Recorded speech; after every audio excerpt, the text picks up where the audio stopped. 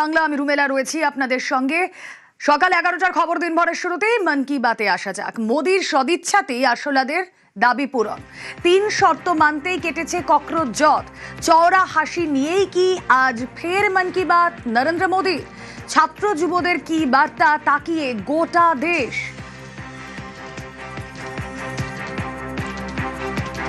আমরা একবার নজর রাখবো শুভেন্দু অধিকারী মুখ্যমন্ত্রীর এই মন কি বাতের কর্মসূচি নিয়ে। মোদির মনের কথায় নজর আজ আপামর দেশবাসীর। ককরোচ জট কাটার পর আজ মোদির মন কি বাত। মোদির মনের কথায় আজ ঠিক কি বার্তা থাকবে সেই ছবিগুলো আপনাদের সামনে তুলে ধরবো। ছবি দেখাবো আপনাদেরকে মুখ্যমন্ত্রী শুভেন্দু অধিকারীর কর্মসূচি। নন্দীগ্রামের ছবি আপনারা দেখছেন। কর্মী সমর্থকরা তারা জড়ো হয়েছেন। মুখ্যমন্ত্রী শুভেন্দু অধিকারী আর কিছু সময়ের অপেক্ষা, তারপরে মোদির মন কি বাত। সেই মন কি বাতের আগে তোড়জোড় শুরু। মন কি বাত শোনায় অপেক্ষায় সকলে। নন্দীগ্রামের সোনাচূড়ার ছবি আপনাদেরকে দেখাচ্ছি। নন্দীগ্রামের সোনাচূড়ায় মুখ্যমন্ত্রী শহীদ বেদিতে প্রথমে শ্রদ্ধা জ্ঞাপন করলেন আর তারপরে মন কি বাতে হাজির।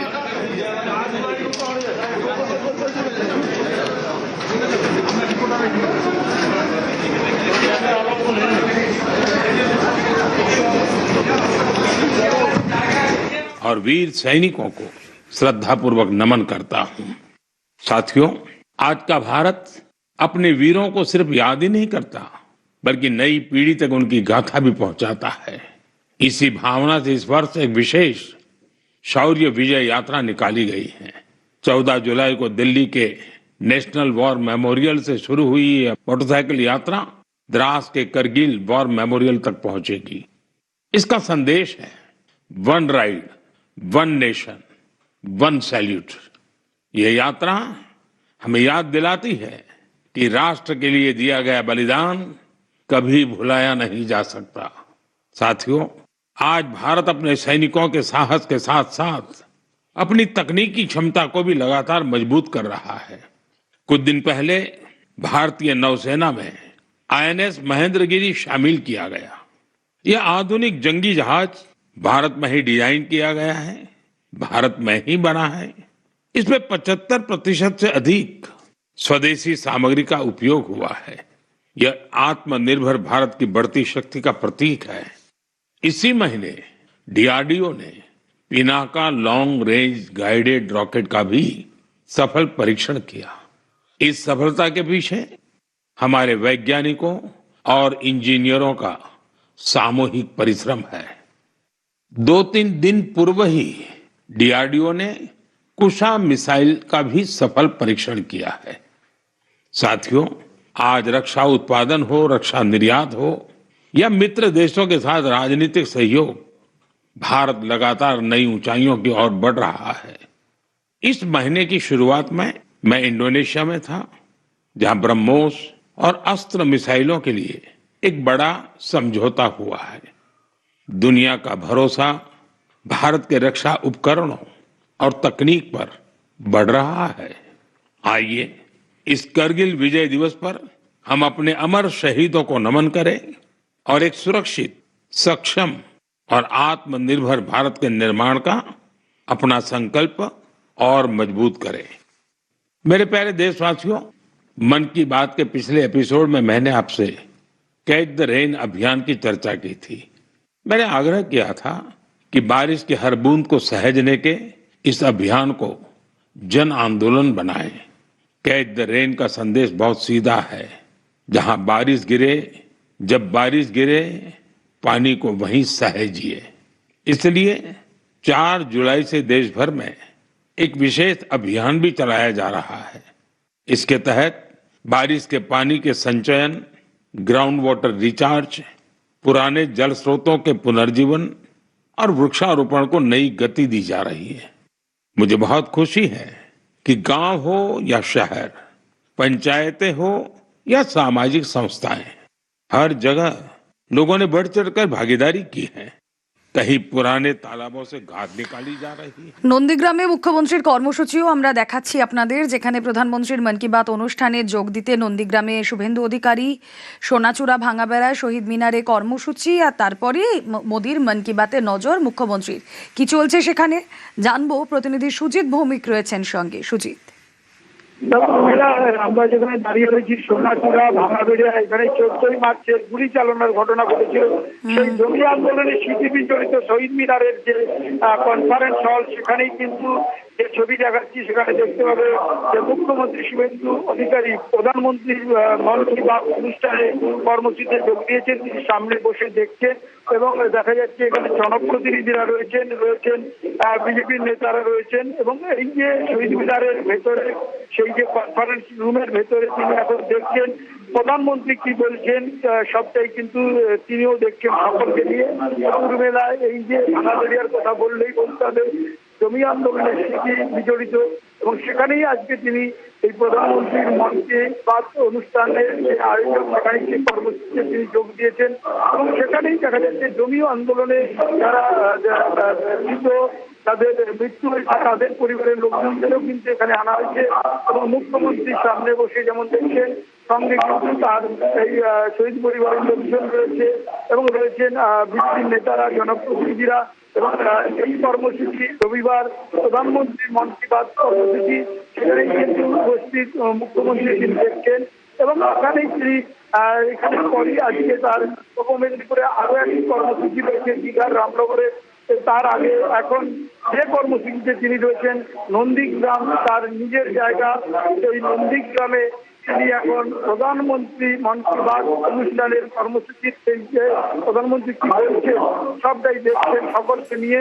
এবং আবারও বলি এই ভাঙাবেড়িয়া এখানেই 14ই মার্চ 14 জনের মৃত্যু পুলিশের গুলিতে, সেই 2007-এর স্মৃতি বিজড়িত জমি অধিগ্রহণ বিরোধী আন্দোলনের সেই যে স্মৃতি বিজড়িত, সেখানে শহীদ মিনার তিনি নিজের উদ্যোগে করেছেন, সেখানেই কিন্তু আজকে তার এই কর্মসূচি, সেই কর্মসূচির আলাদা একটা গুরুত্ব রয়েছে। সেখানে তিনি শুধু যে বিজেপির জনপ্রতিনিধি বা তার সঙ্গে থাকা মানুষজনকে নয়, একই সঙ্গে শহীদ পরিবার অর্থাৎ যারা জমি অধিগ্রহণ বিরোধী আন্দোলনে এমে প্রাণ দিয়েছেন তাদের পরিবারের লোকজনদেরকেও কিন্তু এখানে আনা হয়েছে, তারাও রয়েছেন, সকলেই মিলেই দেখছেন সেই ছবি এক্সক্লুসিভলি নিউজ 18 বাংলায় আমরা দেখাচ্ছি। সেখানেই দেখতে হবে যে নন্দীগ্রামের সোনাচূড়া, সেই সোনাচূড়াতে তার গড়া শহীদ মিনারের কনফারেন্স হলে তিনি এখন বসে সবটা দেখছেন এবং বলা যায় সঙ্গে নিয়েছেন যেটা গুরুত্বপূর্ণ কথা, শহীদ পরিবারের লোকজনকেও কিন্তু আমন্ত্রণ জানিয়ে এই কর্মসূচি প্রধানমন্ত্রী মন কি বাত কর্মসূচি দেখার জন্য সেখানে কিন্তু উপস্থিত হয়েছেন এবং মুখ্যমন্ত্রী এসেছেন, প্রশাসনিক তৎপরতা রয়েছে, এমনকি পুলিশি যে তৎপরতা সবটাই রয়েছে। আবারও জানিয়ে রাখি নিখোঁজ মৎস্যজীবীদের পরিবারকে চেক তুলে দেওয়ার জন্য পরিবারের হাতে আজ বিকেলে তার কর্মসূচি, দ্বিতীয় কর্মসূচি রয়েছে নিজের জেলায়। সেই কর্মসূচি কিন্তু দীঘার রামনগরে বিডি অফিসে হবে, সেখানে তিনি যাবেন বিকেলে। তার আগে সকালে নন্দীগ্রামে এলেন, অর্থাৎ গতকাল রাতে শান্তিকুঞ্জে ফেরার পর আজ গোটা কর্মসূচি নিজের জেলায়। তার প্রথম কর্মসূচি নন্দীগ্রামে এখন চলছে এবং দ্বিতীয় কর্মসূচি বিকেলে হবে রামনগরে এবং সেখানেও কিন্তু মৎস্যজীবী পরিবার মোট 15। ওকে। हित को देखते हुए हमने स्पेस सेक्टर को प्राइवेट सेक्टर के लिए खोला। आज इसका परिणाम दुनिया देख रही है। साथियों, हमारे युवा साथी साइंस में भी भारत का मस्तक ऊंचा कर रहे हैं। साइंस ओलंपियाड्स दुनिया के सबसे महत्वपूर्ण कंपटीशन में से एक है। इनमें बड़ी संख्या में स्टूडेंट्स हिस्सा लेते हैं। इस महीने फिजिक्स, केमिस्ट्री, बायोलॉजी और मैथमेटिक्स के ओलंपियाड हुए। इन कॉम्पिटिशन्स में भारतीय दल का प्रदर्शन शानदार रहा। फिजिक्स ओलंपियाड में हमारे सभी 5 स्टूडेंट्स ने गोल्ड मेडल जीते और भारत ने पहली रैंक हासिल की। पिछले 1 दशक में हुए हर फिजिक्स ओलंपियाड में हमारे देश के स्टूडेंट्स ने गोल्ड या सिल्वर मेडल जरूर जीता है। केमिस्ट्री ओलंपियाड में भी हमारे सभी स्टूडेंट्स ने गोल्ड मेडल जीता। ये अब तक की बेस्ट परफॉर्मेंस रही है। बायोलॉजी ओलंपियाड में भी हमारे सभी स्टूडेंट्स ने मेडल जीते। इनमें एक गोल्ड मेडल भी शामिल है। वहीं मैथमेटिक्स ओलंपियाड में हमारे स्टूडेंट्स ने 2 गोल्ड और 4 सिल्वर मेडल्स अपने नाम किए। मुझे देश की युवा शक्ति पर बहुत गर्व है। यह देखकर खुशी होती है कि भारत में ओलंपियाड्स और हैकेथॉन्स का कल्चर निरंतर बढ़ रहा है। मुझे विश्वास है कि देश के अधिक से अधिक युवा ऐसे फोरम्स में अपना इंटरेस्ट दिखाएंगे और भारत का परचम भी लहराएंगे। मेरे प्यारे देशवासियों, जब हुनर भी हो और कुछ करने का जज्बा भी हो तो हर राह आसान हो जाती है। कश्मीर की पारंपरिक चटाई वगू को लेकर आज जो प्रयास हो रहे हैं उसमें इसी की झलक मिलती है। इसे सरकंडे और धान के पुआल से स्ट्रॉ से तैयार किया जाता है। इस चटाई को बनाने की परंपरा बरसों पुरानी है। इसके लिए सबसे पहले कश्मीर के दलदली इलाकों की घास और सरकंडे की कटाई की जाती है। धूप में सुखाने के बाद छटाई होती है और फिर शुरू होता है हाथों से बुनाई का काम। 2 कारीगरों को एक चटाई बनाने में करीब करीब 4 दिन लगते हैं। यह चटाई अनूठी भी है और इको फ्रेंडली भी है। एक बड़ी खासियत यह है कि आपको गर्मियों में इससे ठंडक मिलेगी और सर्दियों में गर्माहट। पहले यह कश्मीर के हर घर में दिखती थी, लेकिन पिछले कुछ वर्षों में इसका उपयोग कम होने लगा था। ऐसे में श्रीनगर के गुलाम हुसैन जी और उनकी बेटी तंजिला जी ने एक संकल्प लिया। दोनों वगू क्राफ्ट की परंपरा को एक नया जीवन देने में जुट गए। गुलाम हुसैन जी बहुत ही साधारण परिवार से आते हैं। उन्होंने इस काम में कई तरह की चुनौतियां भी आई, लेकिन वगू के संरक्षण का उनका संकल्प अडिग था। देखते ही देखते उनके इस प्रयास से बहुत सारे लोग जुड़ते चले गए। गुलाम हुसैन जी ने इस कौशल को खूब बढ़ाया। अपने मिशन में उन्हें स्थानीय स्तर पर सरकारी सहयोग भी मिला। आज तेजी से लोकप्रिय हो रहा वगू देश के अन्य हिस्सों में भी पहुंच रहा है। मुझे इस प्रयास से जुड़े सभी लोगों पर बहुत गर्व है। आज हम सभी का लोकल प्रोडक्ट्स पर जोर है। हम वोकल फॉर लोकल के मंत्र को लेकर चल रहे हैं। ऐसे में कश्मीर का वगू भी आपके घर का हिस्सा बने, इस पर एक बार जरूर सोचिएगा। साथियों, हमारे देश में चाय सिर्फ एक पेय नहीं है, ये अपनापन भी है। सुबह की शुरुआत हो, दोस्तों की मुलाकात हो या परिवार के साथ कुछ पल बिताने हो, चाय हर मौके का हिस्सा बन जाती है। वैसे तो आप भी भली भांति जानते हैं मेरा चाय से रिश्ता क्या है, लेकिन आज मैं जिस चाय की चर्चा कर रहा हूं उसने सिर्फ स्वाद ही नहीं दिया, बल्कि अनेक बहनों के जीवन में आत्मनिर्भरता की नई खुशबू भी घोल दी है। उत्तर प्रदेश के बिजनौर जिले के लखीवाला गांव में सेल्फ हेल्प ग्रुप से जुड़ी महिलाओं ने विदुर प्रेरणा स्वदेशी हर्बल टी तैयार की है। इसमें लेमन ग्रास, गिलोय, मुलेठी, तुलसी, कच्ची हल्दी, दालचीनी, इलायची और सौंफ जैसी प्राकृतिक सामग्रियां शामिल है। अपने अनोखे स्वाद और गुणों की वजह से इस चाय ने बहुत कम समय में लोगों के बीच खास पहचान बना ली। प्रयागराज के महाकुंभ और दिल्ली के इंटरनेशनल फूड फेस्टिवल में इस हर्बल चाय को खूब सराहना मिली। विदेशों से आए लोगों ने भी इसमें दिलचस्पी दिखाई। साथियों, सबसे प्रेरक बात इसकी शुरुआत है। ये पूरा प्रयास सिर्फ 1 लाख रुपये से शुरू हुआ था।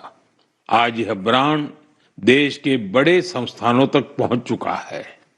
ये पहल हमें बताती है कि जब स्थानीय ज्ञान, प्रकृति और महिलाओं का आत्मविश्वास साथ आते हैं तो एक छोटा सा प्रयास भी बड़े बदलाव की शुरुआत बन जाता है। मेरे प्यारे देशवासियों, आज देश भर में एक पेड़ मां के नाम अभियान के माध्यम से लोग प्रकृति के प्रति अपना दायित्व निभा रहे हैं। जब समाज इस भावना से जुड़ता है तो बहुत सुंदर और प्रेरक उदाहरण सामने आते हैं।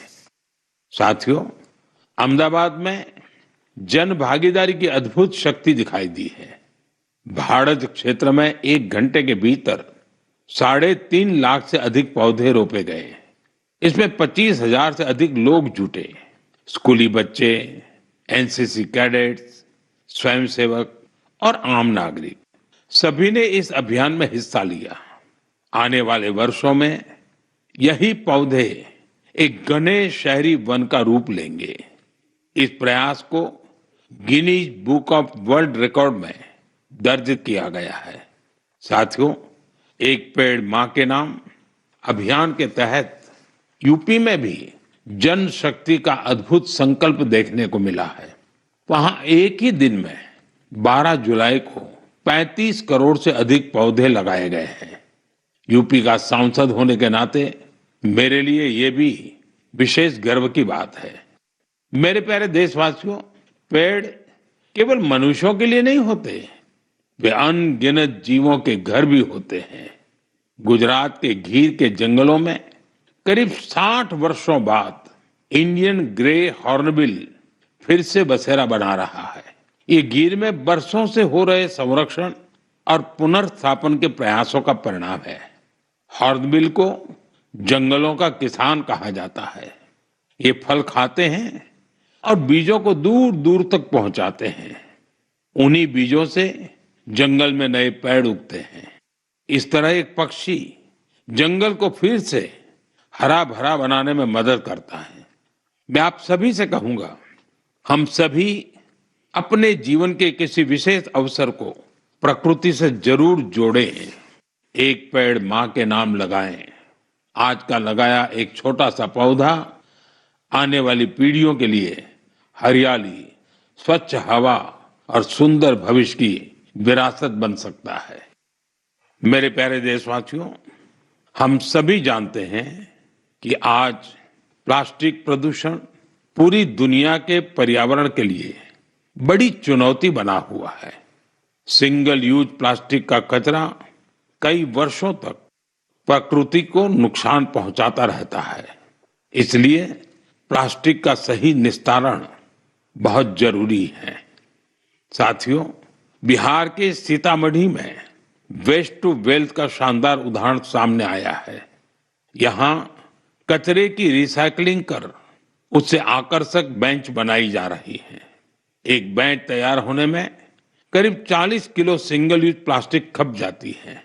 यह मजबूत, टिकाऊ और आरामदायक होने के साथ साथ इको फ्रेंडली भी होती है। इसे सरकारी स्कूलों, पार्कों और सार्वजनिक स्थलों पर लगाया जाता है। इसके जरिए लोगों में पर्यावरण संरक्षण को लेकर जागरूकता भी बढ़ रही है। इस प्रयास में स्थानीय इकाई के साथ ही जिला प्रशासन की महत्वपूर्ण भूमिका है। इससे स्थानीय स्तर पर रोजगार के अवसर भी पैदा हो रहे हैं। सीतामढ़ी का यह प्रयास हमें बताता है कि रिड्यूस, रीयूज और रिसाइकल आज केवल एक नारा नहीं बल्कि हमारे जीवन का हिस्सा बनता जा रहा है। साथियों, आपको याद होगा पिछली बार मन की बात में मैंने गणेश उत्सव की बात की थी। मैंने आग्रह किया था कि हमें अपने देश की मिट्टी से ही बने गणेश जी की पूजा करनी चाहिए। जो पीओपी से बने गणेश जी होते हैं या विदेश से आई गणेश जी की प्रतिमा होती है, उसके बजाय हमें देश की मिट्टी से बने गणेश जी को घर में स्थापित करना चाहिए। इस विषय पर अनेक लोगों ने मुझे संदेश भेजा है और अपने विचार रखे हैं। लोगों ने बताया कि उन्होंने मेरे आग्रह को अपनाया है। उन्होंने स्थानीय मिट्टी से तैयार होने वाले गणेश जी को स्थापित करने का संकल्प लिया है। लोगों ने लिखा है कि मन की बात में पहले इस पर चर्चा हुई, इससे उन्हें सही वक्त पर सही कदम उठाने में मदद मिली। मैं एक बार फिर अपना आग्रह दोहराता हूं, इस बार गणपति पूजा में देश की मिट्टी से बने गणेश जी को अपने घर पर स्थापित करें उनकी पूजा करें। आपका ये प्रयास भी एक तरह से प्रकृति की ही पूजा होगा। मेरे प्यारे देशवासियों, अब मैं आपको एक ऐसे व्यक्ति के बारे में बताऊंगा जिनके बारे में सुनकर आपको बहुत गर्व होगा। एक ऐसे व्यक्ति जो साइंस और इनोवेशन के क्षेत्र में बढ़ चढ़कर काम कर रहे हैं, दुनिया में जिनकी पहचान बन रही है, लेकिन इसके बाद भी वो अपनी जड़ों से गहराई से जुड़े हुए हैं। अवसर मिलते ही वो अपनी मिट्टी का सम्मान करना नहीं भूलते। वो व्यक्ति हैं मणिपुर के डॉक्टर रोनाल्डो रेशराम जी। नाम उनका रोनाल्डो है, लेकिन काम से वो एक एस्ट्रोफिजिसिस्ट है। वे जापान में काम करते हैं और यंग गैलेक्सीज के एक विशाल समूह की खोज करने वाली टीम का हिस्सा रहे हैं। आप जानना चाहेंगे कि उन्होंने आखिर किया क्या है? दरअसल उन्होंने इस पूरे समूह का नाम मणिपुर की एक खूबसूरत झील से जोड़कर लोकटक प्रोटो क्लस्टर रखा है। लोकटक ताजे पानी की बहुत बड़ी झील है। लोकटक लेक में तैरती हुई फुमड़ी मिलकर एक अनोखा लैंडस्केप बनाती है। ऐसा लगता है कि विशाल समंदर में छोटे छोटे द्वीप तैर रहे हो। उसी प्रकार यूनिवर्स में ये यंग गैलेक्सीज भी एक विशाल संरचना का निर्माण करती हैं। आज मणिपुर की लोकटक केवल देश के मैप पर ही नहीं, बल्कि विशाल ब्रह्मांड में भी अपनी चमक बिखेर रही है। यह उपलब्धि हर भारतीय का गौरव बढ़ाने वाली है। इससे हमारे युवा साथियों को सीख मिलती है कि वे अपनी परंपरा से जुड़े रहकर भी नई ऊंचाइयों को छू सकते हैं। ये ऐसी जड़ें हैं जो सितारों की दुनिया को भी जगमगा सकती हैं। मेरे प्यारे देशवासियों, कुछ ही दिनों बाद 7 अगस्त को हमारा देश नेशनल हैंडलूम डे मनाएगा। इस अवसर पर हम अपने बुनकर भाई बहनों के कौशल और उनकी सृजनशीलता का उत्सव मनाते हैं। हमारे साथी पीढ़ियों से चली आ रही परंपराओं को आगे बढ़ा रहे हैं। साथियों, हथकरघे से बना हर परिधान किसी न किसी क्षेत्र, समुदाय और इससे जुड़े असंख्य लोगों की कहानी को सामने लाता है। ये वो लोग हैं जो गर्व के साथ भारत की सांस्कृतिक विरासत को संजोने में जुटे हैं। आज के दिन मेरा आग्रह है कि हम हस्तकला को प्रोत्साहित कर अपने बुनकर साथियों का सम्मान करें। आइए हम वोकल फॉर लोकल की भावना को और सशक्त करें। साथियों, आज देश में जिस तरह हैंडलूम को बढ़ावा दिया जा रहा है, उससे बड़ी संख्या में लोगों का जीवन बेहतर हो रहा है। पोचमपल्ली से पटना और कुथमपल्ली से कच्छ तक इसके कई उदाहरण देखने को मिलते हैं। आज ऐसे कई लोग और समूह हैं जो हैंडलूम की हमारी गौरवशाली परंपरा को नई ऊर्जा और पहचान दे रहे हैं। कोई पोचमपल्ली इकत की सुंदर परंपरा को आगे बढ़ा रहा है, तो कोई महिला बुनकरों को जोड़कर वूल प्रोडक्ट्स बना रहा है। कुछ लोग केरलम की पारंपरिक कसाऊ कला को संरक्षित कर रहे हैं। इससे हमारी माताओं बहनों को रोजगार भी मिल रहा है। साथियों, एक और विषय जिसका मैं विशेष रूप से उल्लेख करना चाहूंगा, वह है खादी। हम सभी जानते हैं कि खादी महात्मा गांधी को बहुत प्रिय थी। बीते कुछ वर्षों में खादी काफी लोकप्रिय हुई है। पिछले 12 वर्षों में इसकी बिक्री 6 गुना बढ़ी है। बिक्री का यह आंकड़ा अब 8,000 करोड़ रुपए के करीब पहुंच चुका है।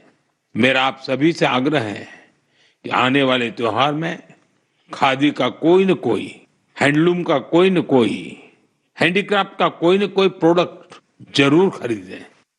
मेरे प्यारे देशवासियों, अगर आपसे पूछा जाए कि भारत के कितने तरह के म्यूजिकल इंस्ट्रूमेंट्स हैं, तो आप सोच में पड़ जाएंगे।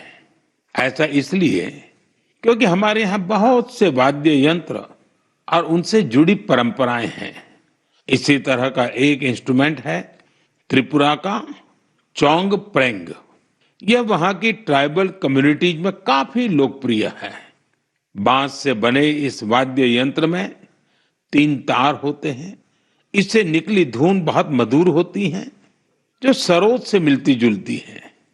कुछ वजहों से युवाओं के बीच इसकी लोकप्रियता कम होने लगी थी। ऐसे में सूरज कुमार देव वर्मा जी ने इसे फिर से लोकप्रिय बनाने का संकल्प लिया। आज उनका प्रयास रंग ला रहा है।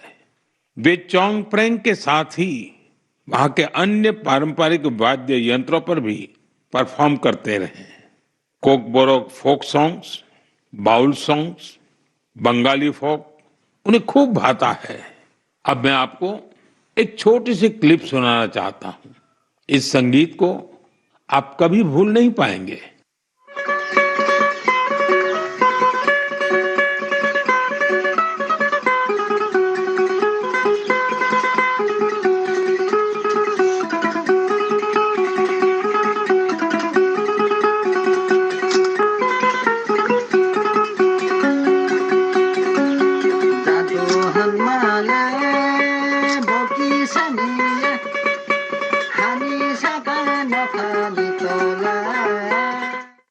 साथियों, मुझे विश्वास है इसे सुनकर आपके मन को बहुत अच्छा लगा होगा।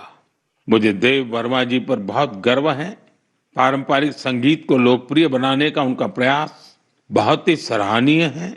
मेरा आग्रह है कि आप भी अपने आसपास के पारंपरिक वाद्य यंत्र की जानकारी सोशल मीडिया पर जरूर शेयर करें। आपकी यह कोशिश दूसरों को भी पारंपरिक भारतीय संगीत से जरूर जोड़ेगी। मेरे प्यारे देशवासियों, कल 27 जुलाई को भारत रत्न डॉक्टर एपीजे अब्दुल कलाम जी की पुण्यतिथि है। डॉक्टर कलाम के व्यक्तित्व में कई प्रेरक रूप थे, लेकिन उनके हृदय के सबसे करीब एक शिक्षक की भूमिका थी। वे बच्चों और युवाओं को बड़े सपने देखने के लिए प्रेरित करते थे। संयोग से इसी हफ्ते हम गुरु पूर्णिमा का पावन पर्व मनाएंगे। हमारे माता पिता हमारे पहले गुरु होते हैं। स्कूल के शिक्षक हमें अक्षर ज्ञान देते हैं। गुरु पूर्णिमा ऐसे सभी गुरुओं के प्रति कृतज्ञता जताने का अवसर है। मैं देश के सभी शिक्षकों और गुरुजनों को श्रद्धापूर्वक प्रणाम करता हूं। साथियों, कुछ ही सप्ताह बाद हम अपनी स्वतंत्रता का महापर्व भी मनाएंगे। 15 अगस्त हर भारतीय के लिए गर्व का दिन है। ये उन असंख्य वीरों को याद करने का दिन है जिन्होंने भारत माता की स्वतंत्रता के लिए अपना सब कुछ समर्पित कर दिया। उनके त्याग और तपस्या की वजह से आज हमारे हाथ में तिरंगा है। इस तिरंगे में हमारे संविधान के आदर्श हैं।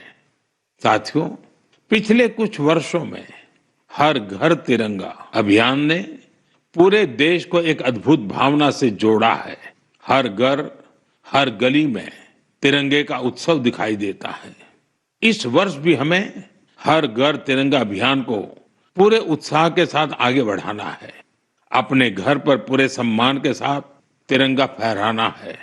साथियों, हर वर्ष 15 अगस्त से पहले आप मुझे बहुत से विचार और सुझाव भेजते हैं।